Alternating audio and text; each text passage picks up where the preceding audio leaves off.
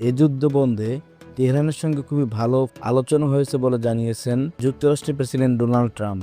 এর একদিন পরই আজ মঙ্গলবার ইসরায়েলে দফায় দফায় ক্ষেপণাস্ত্র হামলা চালিয়েছে ইরান।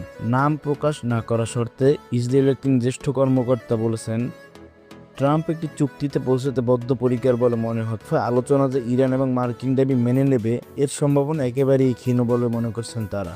গতকাল সোমবার নিজের মালিকানাধীন সামাজিক যোগাযোগ মাধ্যম ট্রুথ সোশ্যালে বলেছেন, ইরানের সঙ্গে আলোচনার বিষয়টি জানান ট্রাম্প। পরে সাংবাদিকদেরও একই কথা বলেন তিনি। তবে তার বক্তব্যের পর ইরান জানিয়েছে এখনও কোনো আলোচনা হয়নি। এদিকে সামাজিক যোগাযোগ মাধ্যম এক্সে একটি ছবি পোস্ট করেছেন দক্ষিণ আফ্রিকায় অবস্থিত ইরান দূতাবাস। এতে দেখা যায় গাড়ির স্টিয়ারিং এর পাশে ড্যাশবোর্ডে যাত্রী আসনের সামনে শিশুদের গোলাপি রঙের খেলনা স্টিয়ারিং হুইল করে রাখা। সাংবাদিকদের কাছে ট্রাম্প ধারণা দিয়েছিল ইরানের সর্বোচ্চ নেতার পাশাপাশি তিনিও হরমুজ প্রণালী নিয়ন্ত্রণ নিতে পারেন। ছবিটির মাধ্যমে মূলত ট্রাম্পের এই ধারণাকে উপহাস করা হয়েছে।